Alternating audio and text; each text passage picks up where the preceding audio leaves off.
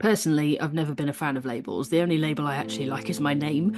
I'd rather learn about who I am right now, work with it to figure out the right path for me, and then go back round again. Because even if the label never changes, you do. Throughout this podcast so far, there's been a lot of insights on the kinds of labels that appear in our lives. So once again, we're bringing back some of my inspiring guests to help you avoid the unnecessary labels, keep the ones with purpose, and believe in your own power to grow and change. And it's not a fixed thing. You can grow and strengthen it if you really want to. I don't see them as being weaknesses, I see them as development areas. I can do any job I want to do, I just need to look after my needs. It's a really challenging time, and it's about navigating it as safely as possible. It's not that labels are bad, it's just that we don't always recognise the whole picture. But those leaders that succeed are the ones that seek to understand all the results, not just the label they're given. And you get to be the leader you know you are, where eventually the only label that matters is your name.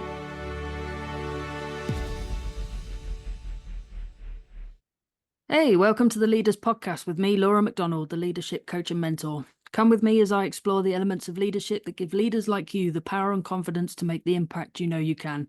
I'll be sharing my own experiences, top tips and insights, and talking to some very special guests to share their thoughts and leadership experiences on mindset, influence, change, and growth. So let's get right to it.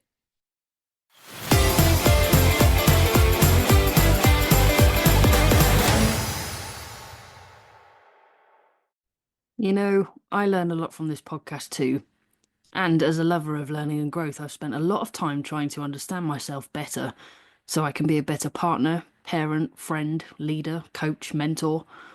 And with that has come a lot of labels, specific words that tend to box people in and define them before they've had a chance to explore what it means for them. Like a few years ago when I took Gretchen Rubin's 4 Tendencies quiz and discovered I'm an obliger, meaning that I'm able to meet outer expectations far easier than inner ones. But what this really means is I primarily have obliger tendencies.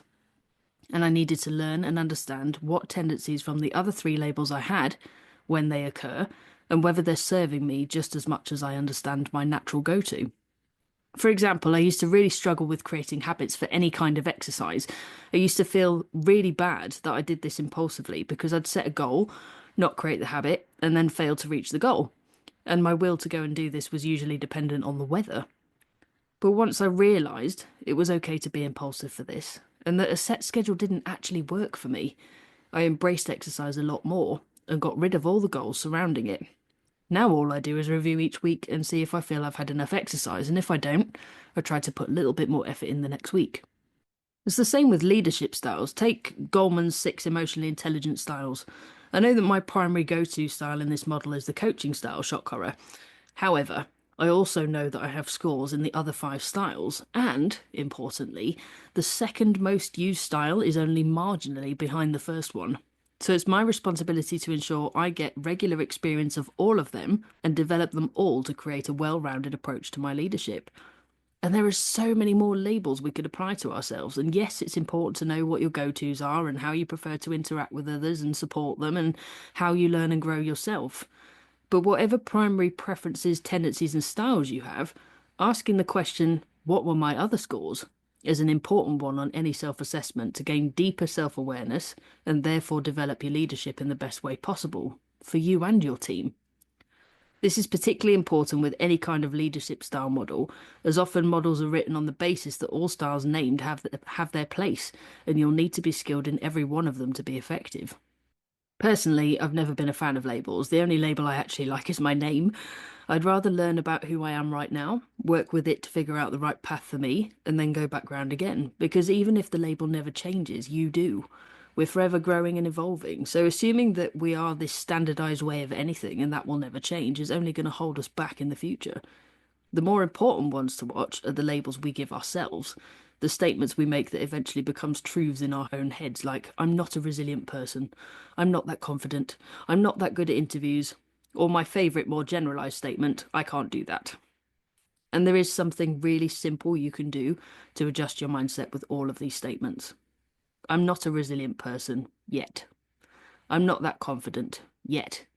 I'm not good at interviews, yet. I can't do that yet. This one little addition means you're sending yourself the message that these things can change, and it's what you do about it next that determines your success in being that person that can, is, or does. Throughout this podcast so far, there's been a lot of insights on the kinds of labels that appear in our lives. So once again, we're bringing back some of my inspiring guests to help you avoid the unnecessary labels, keep the ones with purpose, and believe in your own power to grow and change. I mentioned resilience a minute ago, and I've learned quite a lot about that in recent years, not only from personal experiences, but from experts like Jackie Frost, who shared what she learned about resilience in her journey through primary school headship. I thought I was being resilient. Going back, and if I look back through my career, when my son he was going to be 3 in October 97, and in the August of 97, his dad, my ex-husband, had a massive brain hemorrhage in my parents' back garden and was in Addenbrooke's in intensive care for months and months. And then he went to rehabilitation and he survived. And when I look back, if I'm really, really honest with myself, I threw myself into my work because my husband was in hospital, Callum was being cared for. I did have time off, of course I did. But actually, I thought then resilience was just picking yourself up and you keep on going, that sort of, we'll fight them on the beaches, British, that real sort of, I'm just going to keep on going. I think that then actually followed me all the way through my career. Resilience is about just keeping going and just against all the costs, again, just keep going. And what I've come to learn from really looking at resilience, it's not that at all. It's really, really not that at all. Sometimes resilience is about saying, actually, I'm not doing that. Or turning to the person on your left and saying, you're a lot better at doing that than me. I'll do this for you, but I'm going to create the space, the time, whatever, for you to do this. And for me, resilience is about bringing all your learnings from the good, the bad, and the ugly of life, and bringing it all to the front of your mind and thinking, this didn't work the way I did it this time. So what would I do next time? And actually carving out time for you to rehearse and practice it in quieter times of life, not when you're actually in that crisis, in that period of challenge or chaos, whatever, but actually really thinking about what would I do and say, what would I do differently? And for me, resilience is about how individuals and teams navigate a spectrum from calm, relative calm, through from uncertainty, challenge, crisis, and chaos. And because resilience is about, it isn't about saying, well, I'm never going to be in chaos. That's just rubbish. And you're kidding yourself. It's about, okay, so when I'm in there, what am I going to be doing and saying? And also when that thing has finished, how am I going to rebalance? Because looking back, the reason why I was so unwell is because I stayed in crisis.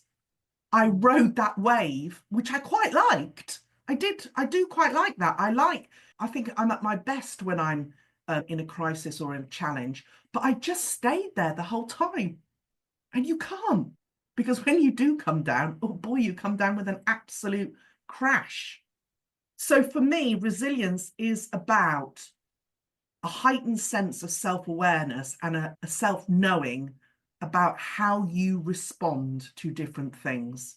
And you and I would be very different. What might send you into a dizzy spin, I'd be like, oh, Laura, that's fine. But actually, what might actually send me riding that wave, you'd be like, Jackie, why, So it's really individual.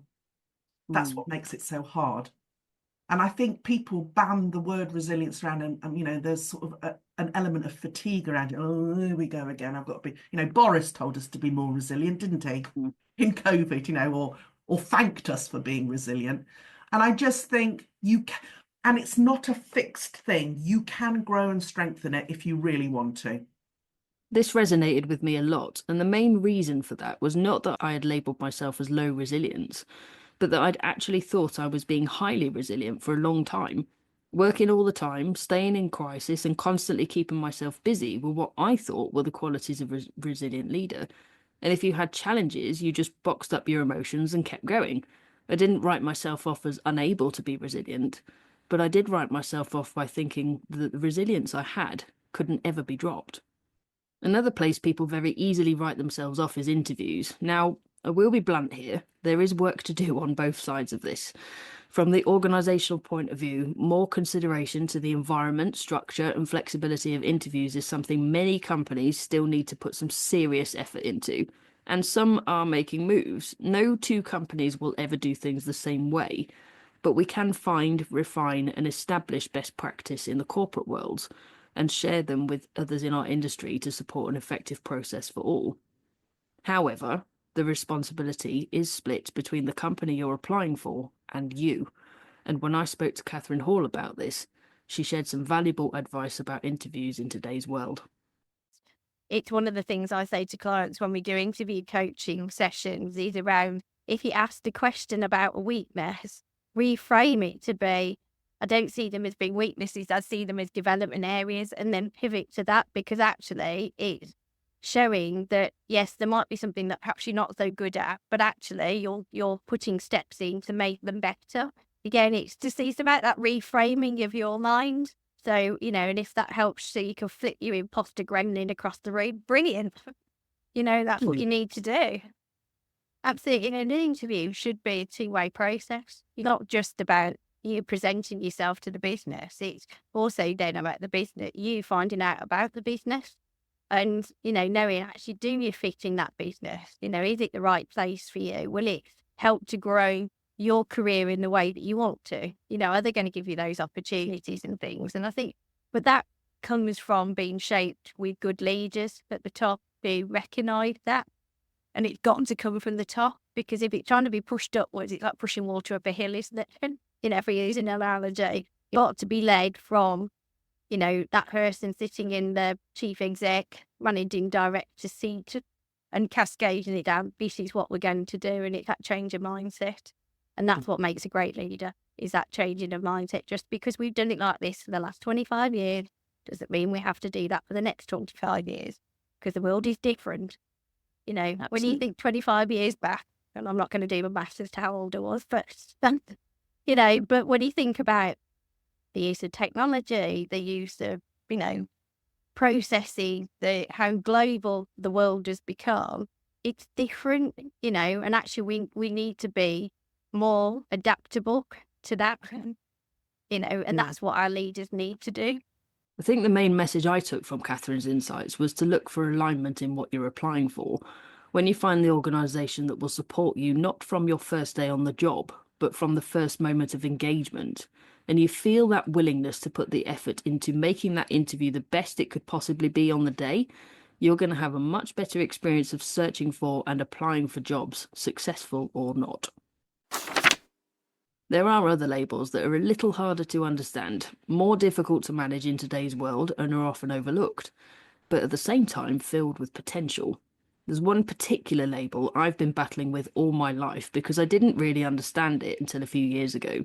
So when I invited Joanna Rawbone to talk about the word introvert, she shared her view on what this really means and why we all need to know how our batteries are drained and recharged. I think it was not long after my TEDx talk that I realized that we often get kind of lumped into you're an introvert or an extrovert.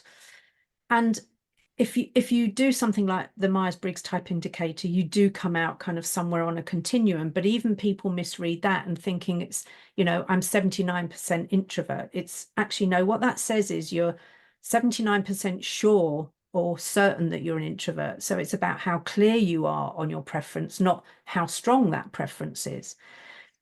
And I realized there was more to that. And I think the other thing that I was probably railing against was how many people are jumping on the ambivert bandwagon, because it's still not acceptable to say, hi, I'm Joe and I'm an introvert. It's a bit like, I'm an alcoholic and I'm here for the first time sort of thing. It feels like some big declaration, because there are so many negative connotations with being an introvert. And ambivert does exist, but it means somebody who is equally recharged, either by their being on their own in companionable silence, as my husband and I often are, or out in nature doing whatever, and who can be recharged by being in any interaction, busy, loud, noisy environment. And those people are rare. They exist, but they're rare. What more of us are, in your case, that's true as well, is an extroverted introvert. So you can be sociable. What was your other one? Open. Right. Same as me. I'm an open introvert as well. So you can be sociable and open, but when your batteries drain, you probably head off somewhere quietly. Whereas if you were an ambivert, you could either go and be in a massive, noisy, loud place, big shopping mall, doing whatever, or you could go somewhere quiet. So this got me thinking about, actually, there are different types of introverts, and those of us like you and me who are the extroverted introvert types have access to more of the extroverted behaviors of a certain type before our battery drains. And the reason that people won't necessarily think you're an introvert is because of your combination of sociable and open. You can kind of communicate quite freely, quite clearly. You're good with a range of people. The open aspect means that when people ask you how you are, you're probably going to tell them, rather than doing the, yeah, I'm fine, thanks, which a lot of people would do. So the people won't necessarily think you're an introvert because of your behavior. So I think the other thing that we need to unpack here is the fact that my behavior alone doesn't kind of typify whether I'm an introvert or an extrovert. It's what happens when my batteries drain. That's what signifies whether I'm an introvert and an extrovert. Because the reality is, and I'm sure you've done it in your background as well, we can all behave in any way we choose. But for some of us, our battery will last tiny, tiny amount if I behave in an extreme extrovert way and I feel uncomfortable. Whereas when I'm an extroverted introvert, I can use some of those behaviors and feel okay about it. People say to me, well, if you were an introvert, you couldn't stand at the front of the room and doing what you're doing. And it's like, I can do any job I want to do. I just need to look after my needs to enable me to do that job. And so many people conflate other things with introversion, like social anxiety or misanthropy or shyness or depression, those sorts of things. And some introverts have those, but actually so do some extroverts. I mean, I know a couple of extroverts with social anxiety. Can you imagine how challenging that is? The fact they need that social interaction in order to recharge, replenish, and yet they're also fearful of it as well. I mean, that's, for me, that is a real challenge. This is one of those labels that will stick for me. I'm never going to be anything other than an introvert, but learning what kind of introvert I was and how I could work with that to make my experiences wonderful without the overwhelm was game-changing. My energy is much better conserved, replenished, and used, and my interactions with others are in the environments I know serve me best. And of course, there are the labels that once there are there for life, like the label of parent, probably the most important label you'll ever have in your life. That also comes with the heaviest responsibility. I became a parent almost 3 years ago, and it's been a wild journey. My son is walking, talking, has an attitude some days, gives the greatest joy every day, and has learned humour, made lots of friends, and is thriving in the world.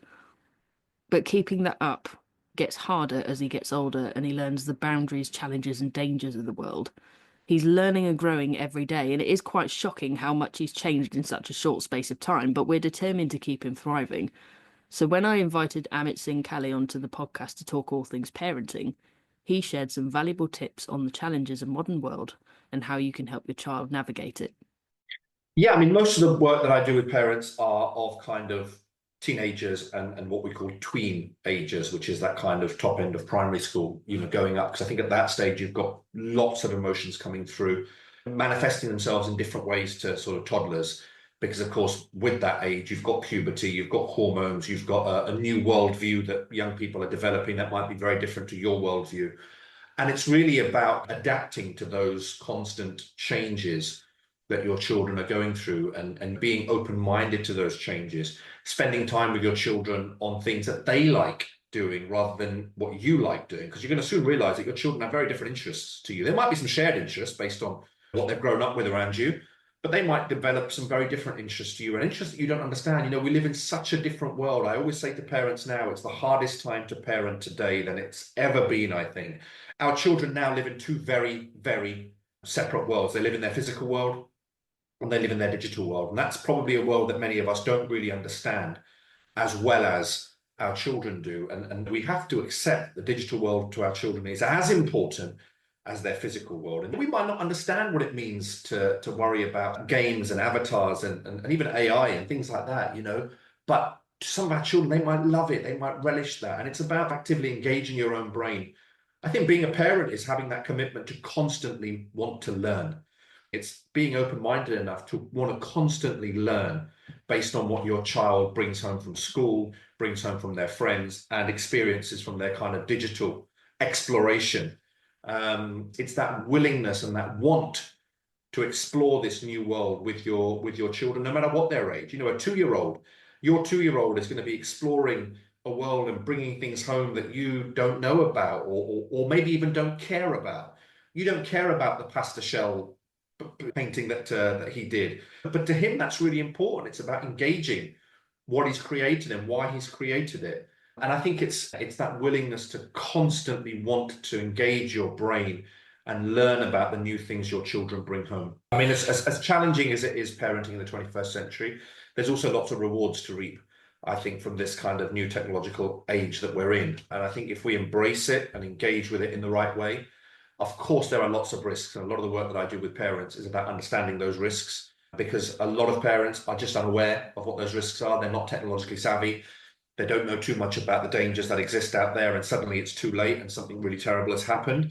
And often the way parents want to deal with those consequences is to sanction really heavy, come in hard with the consequences and detach children from that digital world they live in, which is a catastrophic error. Because if you're taking their digital world away from them, they're gonna access it from other places. They're gonna start learning to become secretive. They're gonna start learning that you are not a safe space for them to talk about their digital world with, and they're gonna get their information from elsewhere. They're gonna get their support from elsewhere, and it's no longer within your control's a strong word to use, because I don't think we need to control it, but it's no longer within your safety net to be able to keep your children safe from those dangers. You're now exposing them to the world without any training, without any support. You're just saying to them, here's a phone, or I'm taking your phone away because you've done something terrible. But you're going to get a phone from somebody else, or you're going to start logging into your social media from another place, and I'm no longer able to monitor that activity or have those conversations with you. So it's a really challenging time, and it's about navigating it as safely as possible. Technology is taking over our lives, and we're now splitting into the labels of tech savvy or not tech savvy at all. But once again, it's our own willingness to learn that will determine whether we stay in the second label or move to the first. But Amit did bring up another good point that we can apply in all leadership roles, and that is to be interested in the things your followers are interested in. You may not care about all that spreadsheet that your team members pull together to help their productivity, but they care, and that's what matters. Don't label yourself as uninterested. Label yourself as intrigued, not necessarily by the thing itself, but why it makes your team member tick. It's not that labels are bad, it's just that we don't always recognise the whole picture. Like I said at the beginning of this episode, many self-assessments don't show you the whole result, they just give you a label, leaving you thinking that this is all you are, stuck in a box with a few tips about how to manage life within those walls.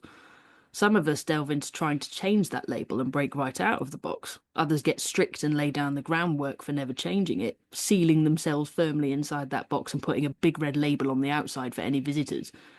But those leaders that succeed are the ones that seek to understand all the results, not just the label they're given.